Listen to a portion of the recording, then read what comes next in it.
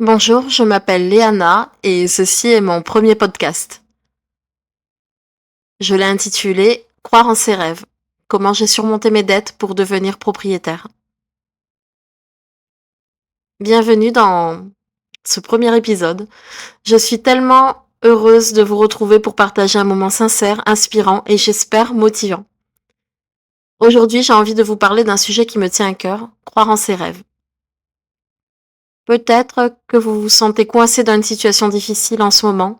Peut-être que vos rêves semblent trop loin, inaccessibles, et je vous comprends. J'ai vécu ça. Il n'y a pas si longtemps, j'étais dans une situation où je pensais que rien ne s'arrangerait. J'avais des dettes, j'étais un vrai panier percé. À chaque fois que je croyais en un avenir meilleur, un imprévu, une dépense inattendue venait tout gâcher. Je voyais mes rêves de maison s'éloigner encore et encore. Pour ceux qui ne le savent pas, je suis propriétaire depuis quelques mois de notre première maison avec mon mari. Et mon parcours a été assez chaotique, sachant que je reviens de loin. Mais je vous explique tout ça en fait dans ce podcast. C'est un message, je l'espère en tout cas, qui donnera espoir à d'autres, parce que à l'époque, je trouvais aucun témoignage de personnes dans ma situation en fait. J'étais remplie de dettes, je voyais pas trop l'avenir. J'arrivais pas à m'imaginer qu'un jour je m'en sortirais, malgré tous mes efforts en fait. À chaque fois que j'essayais, il y avait quelque chose qui faisait que je retombais dans mes vices parce que ce sont des vices. Je suis tombée dans l'enfer des crédits à la consommation et il y a jamais de fin, en fait. Je voyais pas le bout du tunnel, si vous voulez. C'était assez compliqué parce que j'en étais arrivée à un point où je prenais un autre crédit pour rembourser un crédit et en fait, je ne le faisais pas, donc je me retrouvais avec un crédit supplémentaire. Enfin, vous voyez où je veux en venir, c'était sans fin. Et pourtant, aujourd'hui, je suis là, assise dans ma maison et je vous parle de tout ce que j'ai traversé pour en arriver là. Parce que si moi, j'ai pu surmonter ces obstacles, je suis convaincue que vous pouvez aussi réaliser vos rêves, quels qu'ils soient. Dans cet épisode, je vais vous raconter mon histoire, les erreurs que j'ai faites, les leçons que j'ai apprises et surtout, comment la persévérance m'a permis d'y arriver. Quand j'étais plus jeune, je ne savais pas gérer mon argent. J'étais une grande dépensière, je vivais au jour le jour sans réfléchir aux conséquences.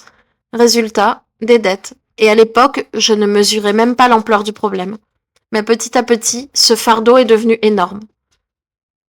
En fait, je passais mon temps à faire la fête, à faire l'apéro, à acheter des choses tellement futiles. Je peux vous donner un exemple. J'avais pas beaucoup d'argent. J'étais en préparation au concours d'aide-soignante.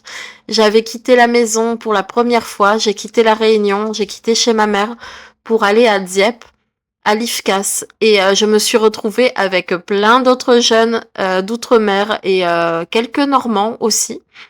Du coup, ça a été la liberté, la fête à gogo, les bêtises et des achats, comme je vous disais, inutiles. J'avais un très petit revenu, une toute petite rentrée d'argent due à la formation. En fait, je touchais 600 € à l'époque et je m'amusais à m'acheter, par exemple, des vernis à 15 €. Voilà. Alors que j'aurais pu très bien en acheter un à 2 €, mais je ne faisais ni attention ni au prix et je ne pensais pas non plus à ce que j'en ferais. Je l'achetais parce que sur un coup de tête, ça m'avait plu et je faisais ça à répétition. On allait manger avec les copines au McDo, au restaurant. Je vivais vraiment comme si il n'y avait pas de lendemain.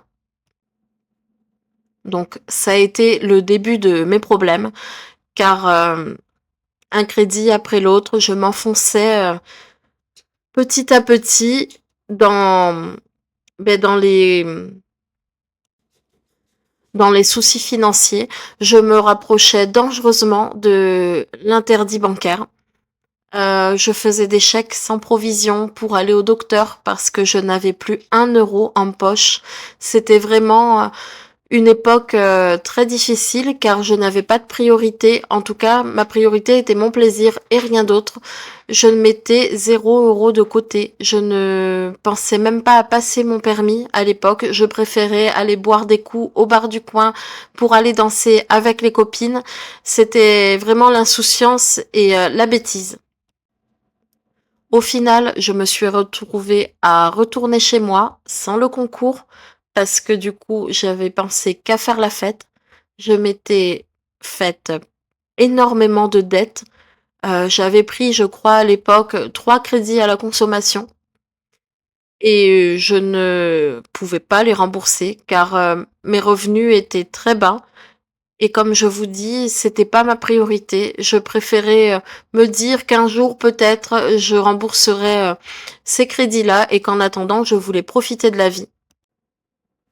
Alors profiter de la vie, au final, ça a été l'effet inverse. Ça a commencé à me bouffer, entre guillemets. Euh, je ne pouvais plus rien faire car tout mon revenu à l'époque, enfin mon revenu, j'étais au chômage, donc toute ma rentrée d'argent partait dans le remboursement de ces crédits.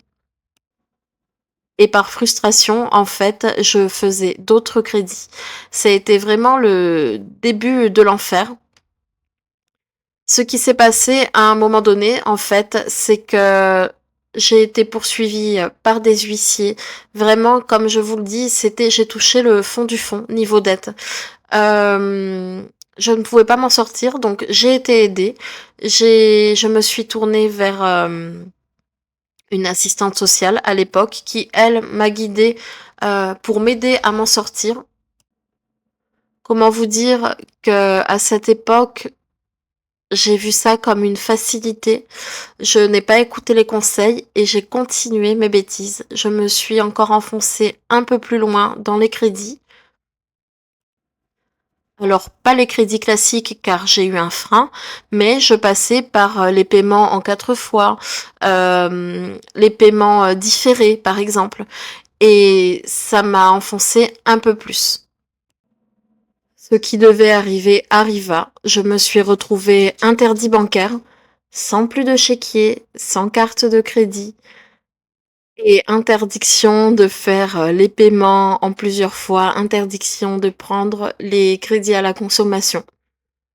Alors, c'était un mal pour un bien. Du coup, plus moyen de faire de bêtises. J'ai dû penser et faire le point sur mon passé, sur ce que je voulais vraiment de la vie, pourquoi j'en étais arrivée là et comment m'en sortir. J'ai commencé à faire ce que j'avais toujours refusé, mettre une petite somme de côté, chaque mois, même si c'était dérisoire, il fallait le faire et ne plus y toucher surtout. Au fil des mois, j'ai réussi. Certaines fois, je mettais 10 €, d'autres 20, d'autres 5, d'autres 1 €. Ça paraît bête, mais c'est ce qui m'a aidé. Au fil du temps, j'ai réussi à mettre des petites sommes de côté, en fait. Et alors, ces sommes ne m'ont pas sauvée, mais ça m'a appris à économiser. Puis, j'ai rencontré mon mari qui, lui, a cette facilité à gérer son argent depuis plusieurs années. Et grâce à lui, j'ai appris un peu à faire attention parce que je ne pensais plus que pour moi, mais je pensais pour deux. Et lui également, lui me guidait, me conseillait, mais me laissait faire. Au fil du temps, j'ai vu que en mettant de l'argent de côté, ça permettait de faire de belles choses, de faire des sorties, sans se soucier, entre guillemets, sans se soucier d'après. Voilà. On pouvait sortir si ça avait été prévu, organisé, planifié, sans se dire est-ce que je vais réussir à finir la fin du mois, vu que cette fameuse somme pour la sortie était budgétée en fait. Elle servait à ça et ça n'impactait pas le reste le reste du budget, tout simplement. Alors ça n'a pas été facile, j'ai pas compris ça en 2 jours, il m'a fallu du temps. Une chose que j'ai apprise aussi, c'est que rien ne se fait en un claquement de doigts et souvent les grandes choses, les belles choses prennent du temps et il faut juste être patient ou patiente. Au fil du temps, on a mené notre vie, on a eu ses projets et ses rêves et il a fallu économiser à nouveau. Il a fallu faire quelques sacrifices, par exemple pour que ça soit un voyage ou que sais-je, une voiture, euh, notre maison. Il a fallu faire des sacrifices. Quand je parle de sacrifices, c'est ne pas s'acheter telle chose parce qu'on sait que dans 6 mois, on va voyager et qu'il va falloir essayer d'économiser un maximum. Prendre un CDI très mal payé, un CDI qui ne me plaisait pas du tout, où j'étais pas tout le temps bien, mais j'ai tenu le coup parce que je savais qu'au bout, on arriverait à réaliser notre rêve qui est devenir propriétaire de cette maison. Plusieurs fois, j'ai eu envie de baisser les bras, mais j'ai tenu. Plusieurs fois, par contre, ça m'est arrivé, j'ai craqué et j'ai fait des achats compulsifs pour me soulager, pour me faire plaisir parce qu'après tout, on n'a qu'une vie. Ce qui est le plus dur avec les dettes, ce n'est pas seulement de devoir de l'argent, c'est ce sentiment constant de ne pas avoir le contrôle. On essaye d'avancer, mais à chaque fois, à chaque pas, en avant, c'est freiné par un imprévu. J'ai essayé plusieurs méthodes pour économiser, comme le fameux système des enveloppes. Vous savez, celui où l'on met un montant précis dans chaque enveloppe pour chaque dépense. Et quand il n'y en a plus, c'est terminé. Eh bien moi, plusieurs fois, ça a échoué. C'est simplement qu'à chaque fois que je commençais à mettre de l'argent, un imprévu survenait, une facture, une urgence. Un peu comme dans le film Là-haut. Vous vous souvenez? Les personnages mettent de l'argent dans leur tirelire pour réaliser leur rêve qui est un voyage, mais un problème arrive et ils doivent casser cette tirelire. Eh bien, c'était exactement ça. Et j'ai fini par me dire, je ne m'en sortirai jamais. Je me trompais. J'ai décidé de ne pas abandonner. Même si ça semblait impossible, je savais que je ne pouvais pas rester dans cette situation. Après avoir obtenu le crédit, j'ai cherché un autre CDI, mieux payé, pour vivre un peu plus confortablement et rembourser cet emprunt. Ce n'était pas facile, c'est toujours difficile aujourd'hui. La vie est chère, le travail peut être épuisant, mais à chaque fois je regarde autour de moi et je réalise que cette maison est à nous. Et je sais que tout ça en valait la peine. En repensant à mon parcours, il y a plusieurs leçons que j'ai envie de partager avec vous. Croire en soi. Peu importe à quel point la situation semble difficile, il est toujours possible de s'en sortir si on persévère. Même dans les moments où je pensais que tout était perdu, j'ai continué à faire de petits pas. Accepter les sacrifices temporaires. Parfois, pour avancer, il faut accepter des situations inconfortables. Ça a été le cas avec mon CDI en tant qu'aide à domicile. C'était mal payé, ce n'était pas ce que je voulais, mais il a été une étape nécessaire pour atteindre mon rêve. Apprendre à gérer son argent. Ce n'est pas facile, surtout avec les imprévus. Mais chaque petit effort compte. Aujourd'hui, je ne suis toujours pas parfaite en gestion financière, mais j'ai fait des progrès immenses comparé à la personne que j'étais avant. Et enfin, on en parlait tout à l'heure, savoir être patiente.